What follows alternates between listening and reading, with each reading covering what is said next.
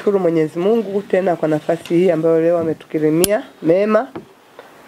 Lakini ninayo furaha kubwa kutangazia umma wa Wanadodoma kuwa Mheshimiwa Dr. Samia Suluhu Hassan, Rais wa Jamhuri ya Muungano wa Tanzania, anatarajia kufanya ziara jijini Dodoma tarehe 14 mwezi Juni mwaka 2025, yani siku ya kesho Jumamosi.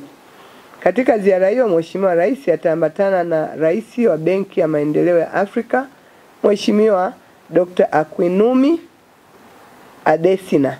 Mheshimiwa Rais atakagua mradi wa ujenzi wa kiwanja cha ndege cha Msalato ambacho kimejengwa kwa gharama ya shilingi bilioni 359, na pia atakagua ujenzi wa barabara ya mzunguko wa nje kipande cha kuanzia Mtumba Veyula mpaka eneo la Nala, ambapo pia barabara hiyo kwa ujumla wake inajengwa kwa gharama ya shilingi bilioni 221.